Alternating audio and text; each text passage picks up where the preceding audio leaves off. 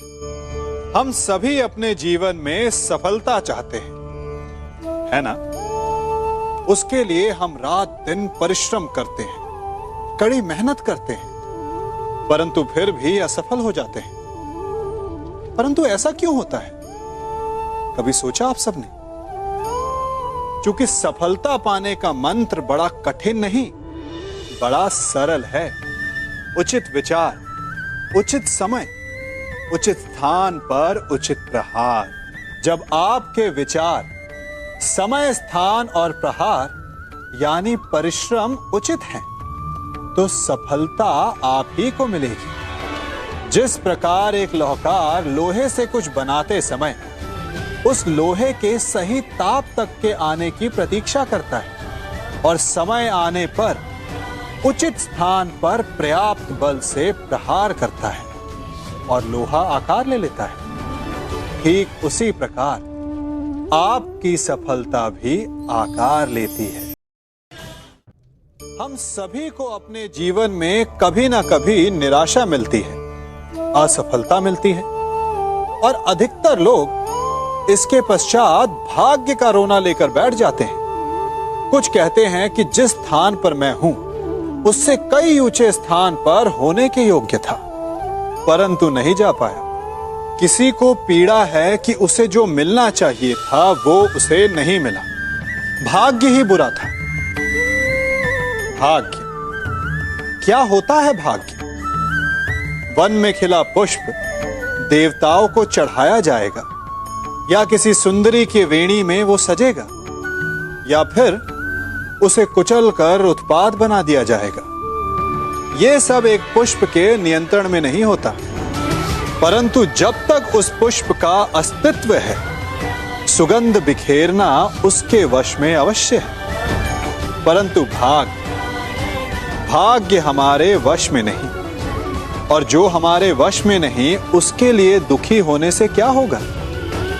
कर्म पर वश है, वो कीजिए और धीरे धीरे भाग्य आपके वश में आ जाएगा, क्योंकि कर्म ही हम में से ऐसा कोई नहीं जिनकी परछाई उनसे दूर रहती है। हमारी परछाई सदैव हमारे साथ रहती है। कदाचित हमारी परछाई हमारे कर्मों के फलों का संकेत है। कदाचित इसी कारण कई बार हमें अपनी परछाई से भय भी लगता है, परंतु इस भय से निवारण पाने का एक साधन अवश्य है। वो है सूर्य की ओर मुख करना या किसी प्रकाश के स्रोत की ओर मुख करना, क्योंकि तब हमें हमारी परछाई दिखाई नहीं देती। यदि इसे जीवन के संदर्भ में देखें तो ये प्रकाश का स्रोत शुभ कर्मों की चेतना है। यदि आपके मन में शुभ कर्म करने की इच्छा है तो आपको कभी भी अपने कर्मों के फल का भय नहीं होगा, क्योंकि यदि आपका मन शुद्ध होगा तो आपके कर्म शुद्ध होंगे और शुद्ध कर्मों का फल कभी अशुद्ध नहीं हो सकता। कभी किसी सुरंग से बाहर निकले हैं आप? कैसा ना भूल पाने वाला अनुभव होता है ना? कितना भयावह अनुभव होता है। मानो हर पल ऐसा लग रहा होता है कि यदि इस सुरंग में बंद हो गए तो क्या होगा? कैसे निकलेंगे इस सुरंग से? सर्वत्र अंधकार होता है। परंतु यदि आप ध्यान से उस सुरंग के मुखाने पर देखें तो वहां सदा प्रकाश होता है, और उस प्रकाश तक वही पहुंच पाता है जो सुरंग की छोर तक पहुंच पाए। और ऐसा ही हमारा जीवन भी है। इसी प्रकार कई बार हम स्वयं को निराशा की सुरंग में पाते हैं, जहां बाहर जाने का मार्ग नहीं सूझता। मानो जैसे जीवन आनंद सब समाप्त हो जाएगा। परंतु ऐसी परिस्थिति में ठीक उस सुरंग की भांति इस निराशा को समाप्त करने वाला आशा का प्रकाश उसे ही मिलता है जो निरंतर आगे बढ़ता रहे। यदि आपके जीवन में कभी भी निराशा आए, कोई भी समस्या आए, तो उसका समाधान है निरंतर प्रयत्न करते रहना, प्रयत्न करते रहिए, आपको सफलता अवश्य मिलेगी। आज मैं आप सबको एक कथा सुनाता हूं। एक दिन प्रातः एक व्यापारी अपने घर से निकला। घर से निकलते ही एक बिल्ली ने उस व्यापारी का मार्ग काट दिया। व्यापारी घबरा गया। वो फिर से घर लौट गया और शुभ घड़ी की प्रतीक्षा करने लगा। और जब वो पुनः अपने घर से निकला तब वो वाहन जा चुका था जिससे राजा तक पहुंचकर उसे भेंट देनी थी। राजा को भेंट नहीं मिली। राजा क्रोधित हो गए। राजा ने उस व्यापारी का व्यापार बंद करवा दिया। इस कारण व्यापारी क्रोधित होकर घर पर अपनी पत्नी से लड़ बैठा। पत्नी अपने बच्चों समेत मैके वापस चली गई और उस व्यापारी के जीवन में यदि कुछ रह गया था तो केवल अंधकार। और इन सब का कारण वो उस बिल्ली को मानता रहा जिसने उसका मार्ग काटा था।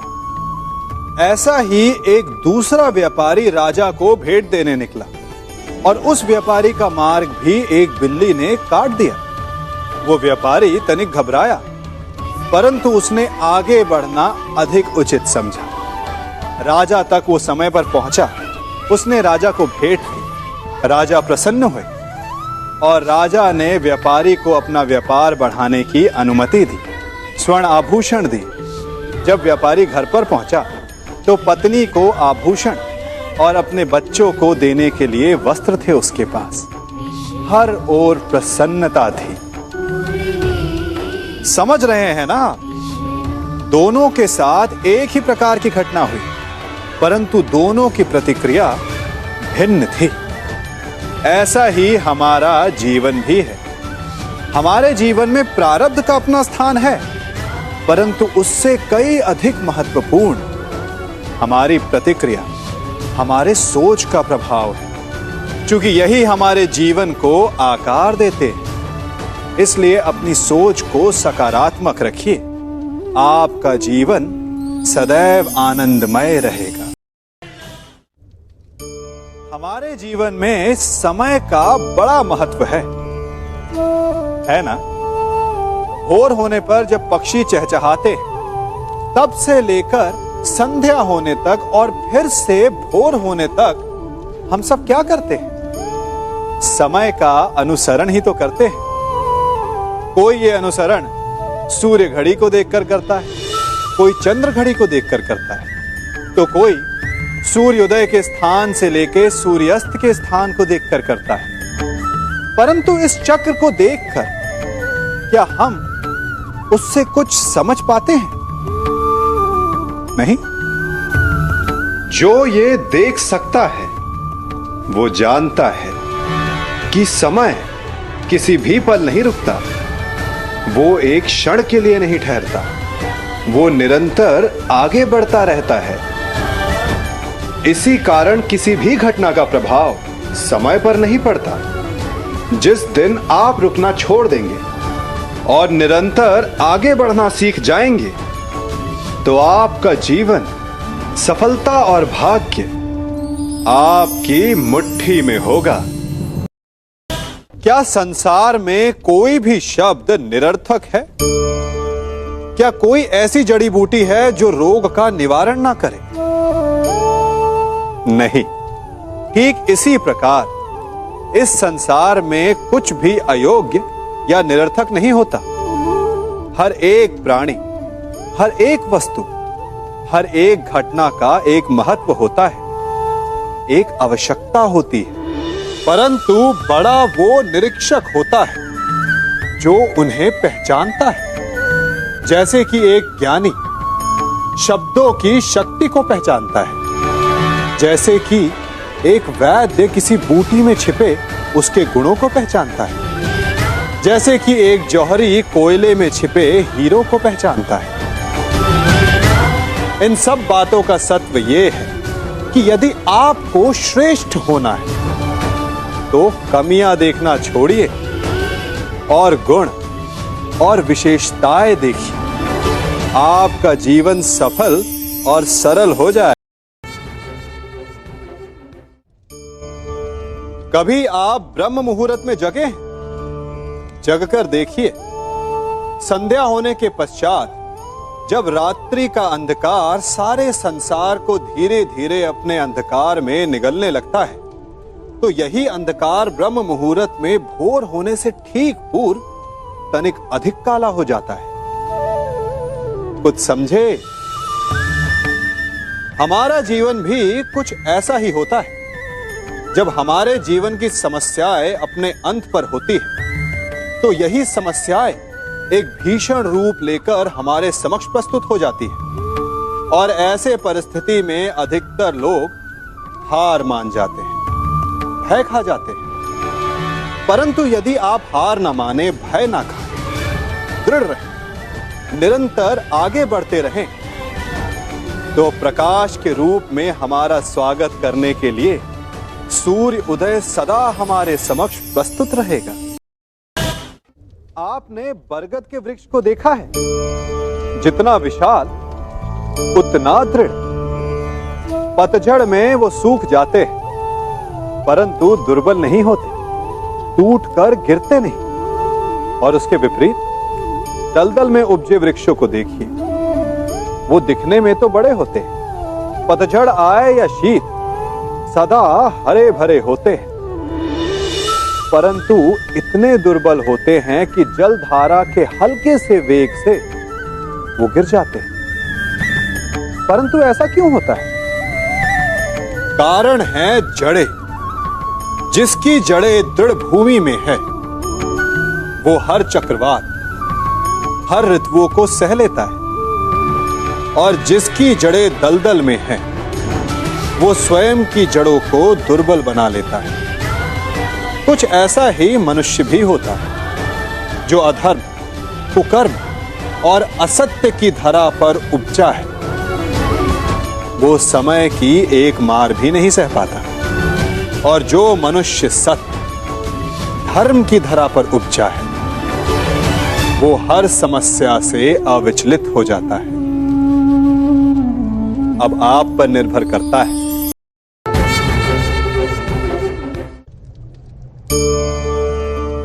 हमारे जीवन में मित्र और शत्रु बड़ा महत्व रखते हैं। यदि गंभीरता से सोचा जाए तो ऐसा कोई क्षण नहीं जब हम अपने मित्रों के बारे में ना सोचते हो या फिर अपने शत्रुओं के बारे में।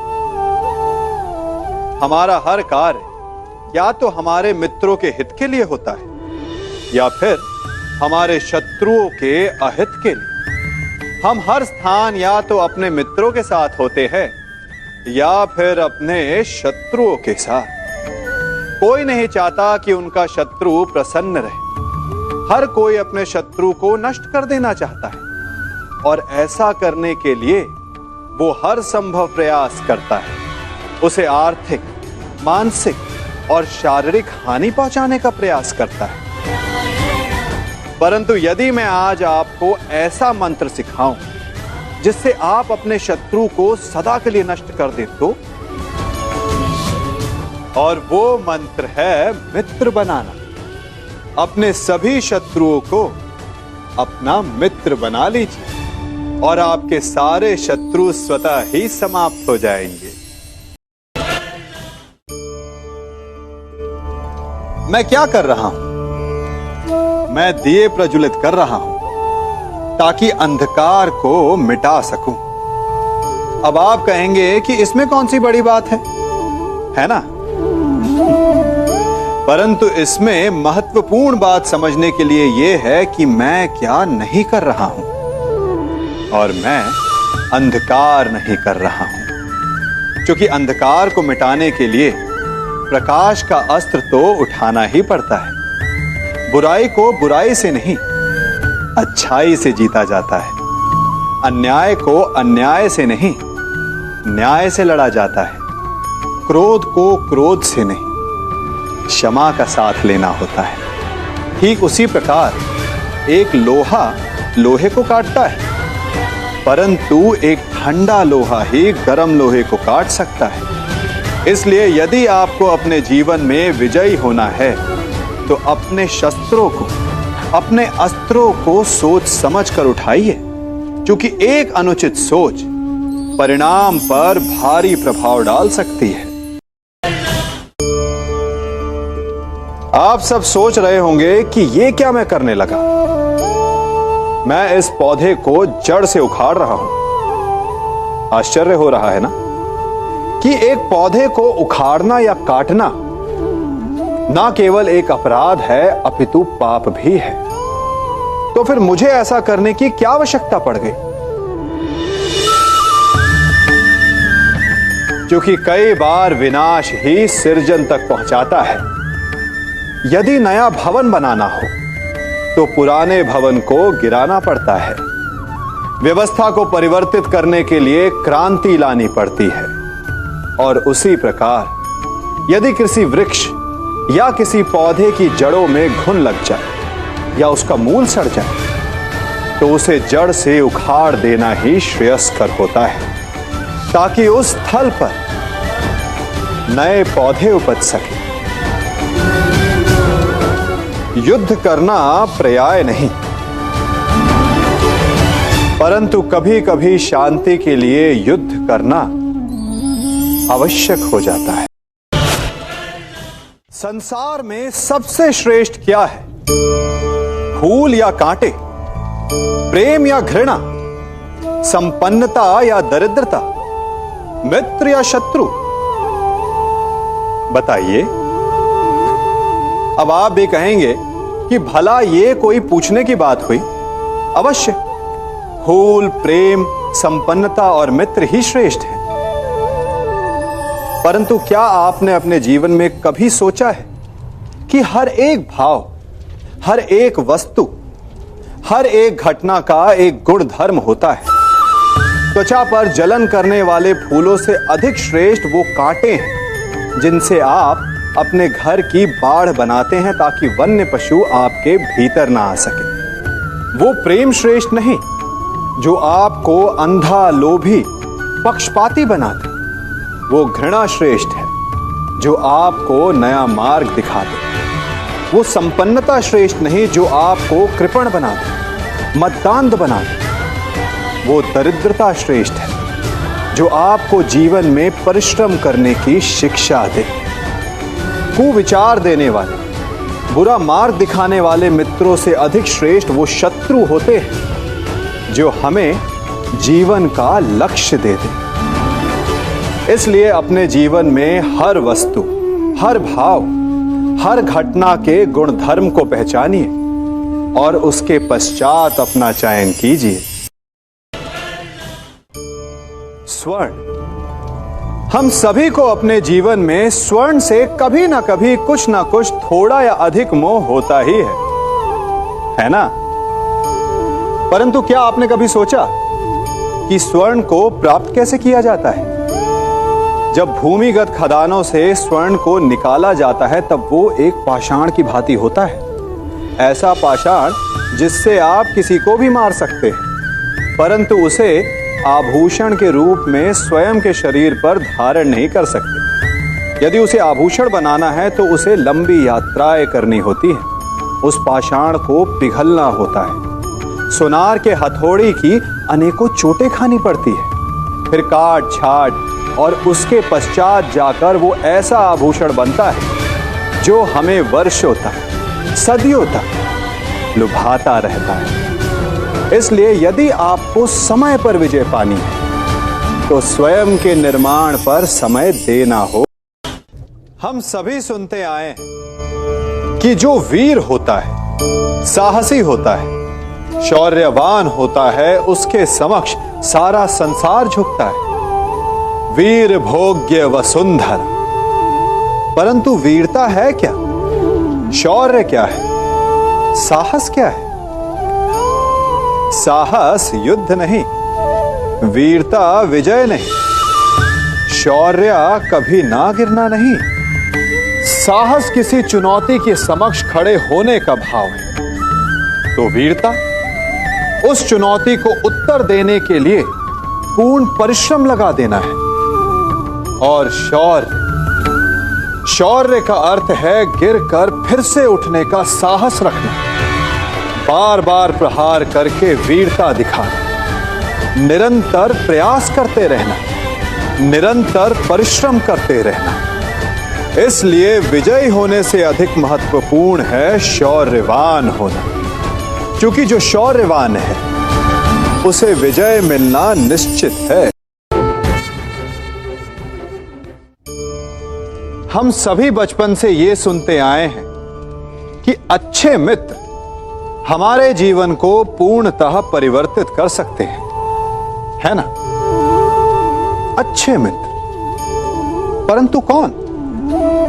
जिनसे आप प्रश्न पूछें और वो मित्र बिना किसी पक्षपात के, भय रहित होकर, बिना किसी लालच के आपको उचित उत्तर दें। परंतु सबके समक्ष ये समस्या आ जाती है कि आज के समय में ऐसे मित्र मिलना दुर्लभ है, वो तो होते ही नहीं। परंतु मैं आपको एक बात बताता हूं, हम सब के पास एक ऐसा मित्र होता है, बस हम उसे पहचान ही नहीं पाते।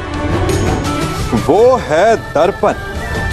दर्पण के समक्ष खड़े होकर आप स्वयं से पूछिए कि यदि आज आपका अंतिम दिन होता तो क्या आप वही करते जो आप कर रहे थे?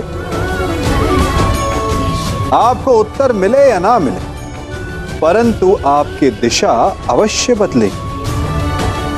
इसलिए आपसे अतिरिक्त आपका सबसे घनिष्ठ मित्र, सबसे अच्छा मित्र और कोई नहीं। हम सभी अपने जीवन में कोई ना कोई कार्य करते हैं। कार्य करते हैं तो थकान की अनुभूति होती है, और यदि थकान ना उतरे तो कार्य करने का मन नहीं करता। हम आशा करते हैं कि कदाचित एक दिन में 24 के स्थान पर 26 घंटे होते तो आराम करने के लिए हमें और अधिक समय मिल जाता। हमें ऐसा अनुभव होता है कि हम बहुत अधिक कार्य कर रहे हैं, है ना?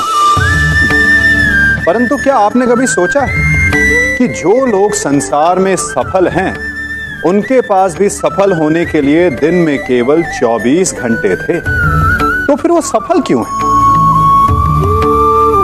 इसका एक छोटा सा रहस्य है।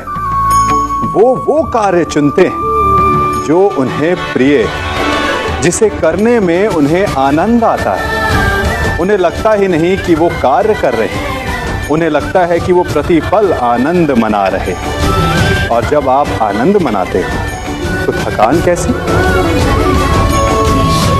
इसलिए यदि आप जीवन में कोई भी कार्य करें तो वो आपके मन को भाना चाहिए, या जो कार्य आप कर रहे हैं उसे अपने मन को भा देने दो।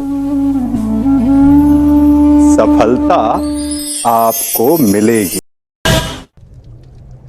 हमारा शरीर प्रकृति का एक महान आविष्कार है। इससे जटिल संरचना संसार में और कोई नहीं।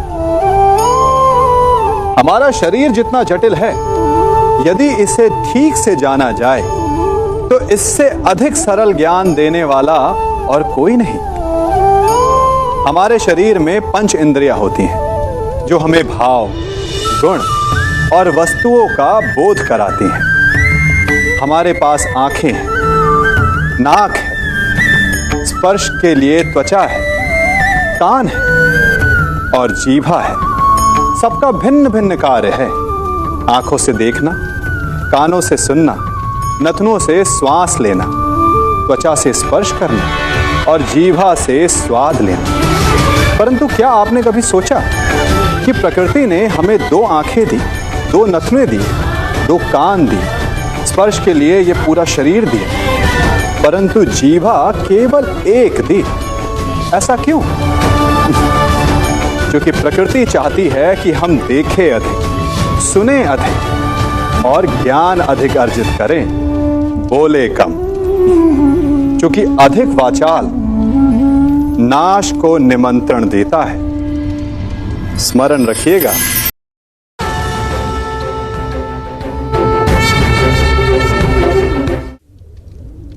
सागर तो आप सभी ने देखा होगा, बाहर से कितना उन्मुक्त और भीतर से कितना शांत। उसकी बलशाली लहरों को देखकर ऐसा लगता है कि मानो वो सब कुछ चूर चूर कर देगी। परंतु उसके गर्भ में ना जाने कितने अनदेखे अनजान जीव पलते हैं। उसके भीतर मोती मुक्ता जन्म लेता है। सागर एक है, परंतु उस सागर को लेकर के हमारी प्रकृति भिन्न भिन्न होती है। कोई उसमें तैरता है तो कोई उसकी लहरों का आस्वादन करता है, कोई उसमें अपने पांव भिगोता है तो कोई उसके भीतर जाकर मोती मुक्ता बाहर ले आता है, तो कोई तट पर बैठकर सागर की लहरों को निहारता है, कोई उसमें जीवन का आरंभ देखता है तो कोई उसमें अपने जीवन का अंत देखता है। सागर एक है, परंतु हमारी प्रकृति के अनुसार सागर की प्रकृति भी बदल जाती है। इसी प्रकार जीवन है सबके लिए समान, परंतु उस जीवन में आपको प्रसन्नता देखनी है, प्रसन्नता पानी है, या आपको पाना है अवसाद, ये आप पर निर्भर करता है। कभी आप ब्रह्म मुहूर्त में जगे हैं? जगकर आकाश की ओर देखेंगे तो पाएंगे कि भोर होने से ठीक पूर्व रात्रि तनिक अधिक घनी हो जाती है। अर्थात जब समस्याएं अपनी चरम सीमा पर होती है तो उनका हल निकट होता है, परंतु जो इस अंधकार से हार जाता है वो इस अंधकार में डूब जाता है, और जो संघर्ष करता है वो उस अंधकार से उभर आता है।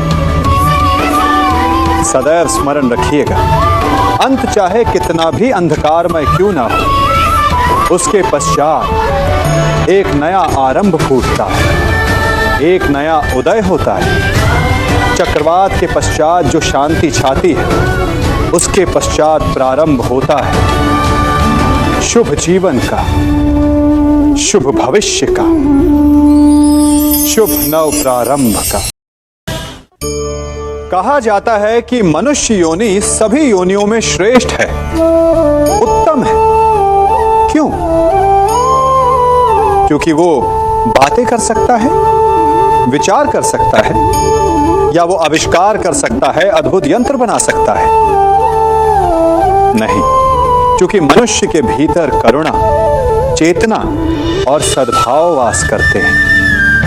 सामान्यतः हर प्राणी योनियों की 4 उद्देश्य होते हैं: सोना, अपनी भूख मिटाना, अपना क्षेत्र बनाना और संतान की उत्पत्ति करना। किंतु मनुष्य योनि श्रेष्ठ इसलिए है क्योंकि अपनी भूख मिटाने के साथ साथ वो प्रयास करता है कि औरों की भूख भी मिटे, सब लोग मिलजुल कर विकास करें। वो समष्टि के लिए सोचता है। अपने आप चरना तो पशु की प्रवृत्ति होती है, परंतु दूसरे के लिए स्वयं का बलिदान कर देना, दूसरे के दुख को समझने की करुणा, यही प्रवृत्ति एक मनुष्य को भिन्न बनाती है। जिस दिन मनुष्य के भीतर करुणा लुप्त हो जाएगी, उस दिन वो मनुष्य सामान्य पशु बनकर रह जाएगा।